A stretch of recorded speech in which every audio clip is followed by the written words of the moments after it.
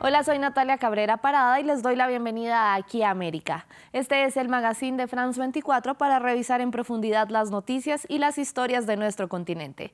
Y esto es lo que veremos hoy. El presidente de Brasil, el ultraderechista Jair Bolsonaro, se enfrentará en segunda vuelta por el cargo de mayor poder al izquierdista expresidente Luiz Inácio Lula da Silva el 30 de octubre. Les explicamos los retos del próximo inquilino del Palacio de Planalto. Pero el partido de Bolsonaro, bautizado Partido Liberal, dominará el Congreso. Los conservadores tendrán la mayor bancada de la Cámara de Diputados, mientras que en el Senado la mayoría de los 513 asientos están entre el centro y la extrema derecha. Y nos quedamos en Sudamérica para hablar de Colombia y de Venezuela. El paso de 2 camiones sobre el puente internacional Simón Bolívar selló la reapertura de la frontera. Un paso del presidente colombiano Gustavo Petro por superar la ruptura en los vínculos diplomáticos. Y vamos de inmediato a Brasil para nuestra historia principal. Eran 11 los aspirantes a la presidencia, pero la contienda era claramente un cara a cara entre el actual presidente de ultraderecha, Jair Bolsonaro, y el expresidente de izquierda, Luiz Inácio Lula da Silva.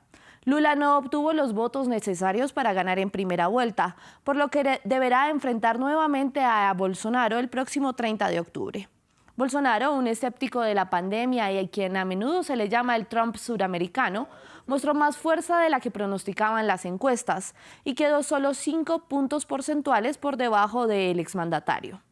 El presidente acusa a Lula de haber liderado el gobierno más corrupto de la historia del país. Lula dejó el cargo en 2010 con una tasa de aprobación del 80%. Esto fue antes de ser encarcelado por corrupción, una condena que luego anuló la Corte Suprema. Mientras que el exmandatario acusa a Bolsonaro de destruir el país y su legado. E eu sempre achei que a gente ia ganhar essas eleições. Siempre creí que íbamos a ganar estas elecciones y lo que puedo decir es que vamos a ganar estas elecciones.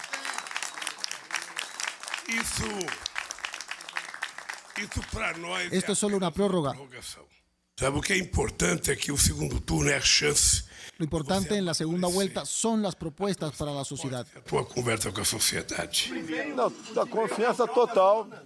La confianza total, la confianza porque se desenmascararon de una vez las encuestas. Datafolia nos situaba en 51 frente al 30 y pico. La diferencia fue de 4 puntos. Entonces todo eso ayuda a que el voto se vaya para el otro lado. Tudo ajuda a levar voto para o outro lado. Quien sea que se juramente como el próximo presidente de Brasil en enero, enfrentará los mismos retos, que les explicamos en el siguiente informe. 2 hombres con visiones diametralmente diferentes para su país. El izquierdista Luiz Inácio Lula da Silva salió del Palacio de Planalto en 2010 como el presidente más popular de la historia de Brasil. Aunque su reputación se vio manchada después por acusaciones de corrupción, sigue siendo recordado como el líder que sacó a millones de personas de la pobreza. Brasil enfrenta niveles de hambruna no vistos en 30 años, por lo que Lula está prometiendo llevar al país de regreso a ese periodo. O país que eu deixei. El país que dejé es un país que la gente extraña, un país con trabajo, un país donde la gente tenía derecho a vivir con dignidad, con la cabeza en alto, y este país volverá. E este país vai voltar. Lula ha prometido reformar el sistema tributario para poner la carga impositiva sobre los más ricos y obtener un mayor presupuesto estatal. Políticas económicas que son exactamente lo contrario de las del actual mandatario Jair Bolsonaro, que apoya una plataforma neoliberal de mayor privatización y se negó a cerrar la economía de Brasil durante la pandemia del coronavirus, lo que provocó miles de muertes. Bolsonaro ha tratado de ganarse a los votantes de escasos recursos con dinero en efectivo, mientras pinta a Lula como un comunista corrupto. Sabemos que el comunismo conduce a la desgracia, la pobreza, el hambre y la miseria. No queremos eso para nuestro Brasil. Não queremos isso para o nosso Brasil. Los seguidores del líder de extrema derecha son en su mayoría fanáticos religiosos defensores del porte de armas, así como de la industria agrícola.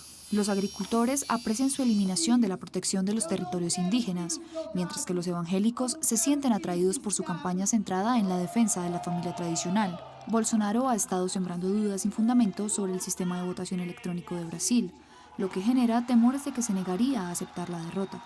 Sus críticos ahora dicen que la democracia está en juego. Es preciso trabajar. Debemos trabajar para ganar el voto de todos los que aman la democracia. Que ama a democracia.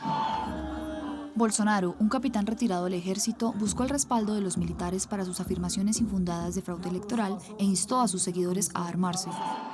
Desde que relajó las leyes de arma de fuego de Brasil en 2019, la posesión de armas se ha disparado. Si tenemos que luchar contra la pandilla de Lula, lucharemos. Y repito, el pueblo armado jamás será esclavizado.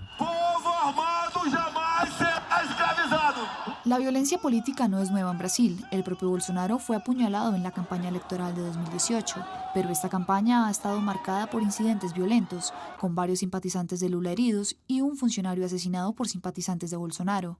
Los mismos candidatos han estado usando chalecos antibalas en público. Según una encuesta reciente, casi el 70% de los brasileños dicen que temen ser agredidos físicamente debido a su afiliación política. Y a pesar de que Lula obtuvo la mayoría de los votos en la elección presidencial en esta primera vuelta, la formación de Bolsonaro, el Partido Liberal, tendrá la mayoría en la Cámara de Diputados con 99 escaños. Y aunque la izquierda logró algunos avances, como la elección de las primeras diputadas trans e indígenas, el Congreso seguirá siendo mayoritariamente masculino, blanco y de derecha. Desde Río de Janeiro, nuestra corresponsal Valeria Zacone nos explicaba cómo quedó la composición del Congreso. Ahí vemos que Bolsonaro ha salido totalmente reforzado porque ha conseguido elegir a 8 senadores frente a los 4 del Partido de los Trabajadores, y entonces en el Senado tendrá el grupo parlamentario más grande de su historia. Nos referimos al Partido Liberal, que representa a Bolsonaro. Lo mismo pasa en el Congreso, donde han elegido a 99 diputados según los datos parciales, y tendrán también el grupo parlamentario más fuerte, lo que es muy importante en un país que no es 100% presidencial. Brasil es un semipresidencialismo donde las 2 cámaras del Parlamento tienen un peso muy grande. Otro dato que muestra cuánto Bolsonaro es fuerte: todos sus exaliados que se han alejado de él no han sido elegidos en el Congreso ni en el Senado. Y finalmente, Sergio Moro, el juez que mandó Lula a la cárcel, ha sido elegido como senador junto a otros representantes de la investigación Lava Jato, lo que también demuestra que una parte de Brasil no se fía de Lula y no ha olvidado los escándalos de corrupción. Cambiamos de tema y nos venimos a Colombia, que le abrió la puerta nuevamente al comercio con Venezuela, y con el paso de 2 camiones sobre el puente internacional Simón Bolívar, que une a la ciudad colombiana de Cúcuta con la venezolana de San Antonio del Táchira, dieron un primer paso hacia la normalización de sus relaciones diplomáticas y comerciales. El 26 de septiembre ambos países abrieron el paso al transporte de carga después de años de relaciones congeladas. Un equipo de France 24 se trasladó hasta la frontera entre ambas naciones para conocer qué expectativas tienen sus habitantes sobre esta nueva etapa en la relación bilateral. El informe es de Daniela Blandón, Herminia Fernández y Aitor Chavarri. A Óscar Cardosa sus clientes no lo tienen que buscar. Él sale a su encuentro en la multitud de esta caótica frontera que une a Colombia y Venezuela. Échale un poquito para atrás para cerrar la puerta. El cierre de este paso en 2015 significó para muchos la quiebra, pero este caraqueño jubilado de la Universidad de Venezuela halló en él una oportunidad que le ha dado sustento en los últimos años. Por la misma necesidad de la persona de transportarse de San Antonio acá y de aquí de San Antonio a la parada y de la parada a San Antonio. Porque no había manera, había que pasar a pie. Por lo menos él es una persona que no difícil que cruce el puente. El gobierno venezolano de Nicolás Maduro y el colombiano del entrante Gustavo Petro, también de izquierda, acordaron una normalización de relaciones. En una primera etapa incluyó la reapertura del paso de carga. Mi patria lo necesita. No importa que el trabajo se pueda acabar por aquí, por la frontera. Pero no, nosotros necesitamos que esa economía de Venezuela se oxigene un poquito. Por el momento, la medida no incluye el tránsito de carros particulares ni de transporte intermunicipal. Y personas como él, algunos cargados con enormes bultos, deben seguir cruzando el puente internacional Simón Bolívar a pie y con horarios restringidos. Bienvenido a Venezuela. Welcome Venezuela. Sí, welcome. Pero lo que para unos es una luz de esperanza, otros lo ven con un optimismo discreto. Olga Muñoz administra una empresa de transporte en el lado colombiano de la frontera. De aquí a Pamplona y de Pamplona a Seipiales. Yo soy una mujer de 57 años que desde los 23 años estoy trabajando antes, desde los 17 años trabajo y vivo en Venezuela. Yo soy una inmigrante más, salí de última, pero o sea, nos tocó salir por la situación. Confía en que el panorama podría ser distinto, pero en el fondo lo que espera es un cambio político en Venezuela. Que el gobierno se termine de ir, se vaya. Pues la verdad, de otra manera no. Me parece que fue como algo de protocolo, que pasó el camión con los cables del acero y ya. De repente va a mejorar en el sentido de que van a poder mis hermanos venezolanos comprar unas cositas acá, pero está la Guardia Nacional al otro lado, ¿cierto? ¿Y qué hace la Guardia Nacional cuando usted lleva un bultico de mercado?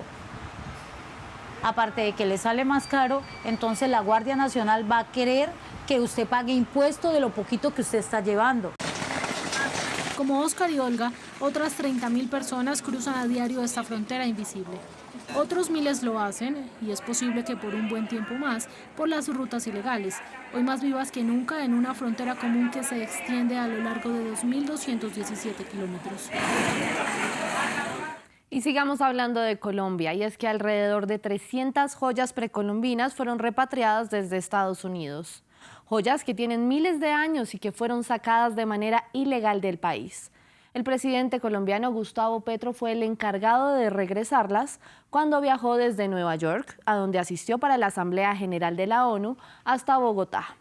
Gracias por acompañarme en esta emisión de Aquí América. Por favor, envíenme sus comentarios en redes sociales a la dirección que ven en su pantalla.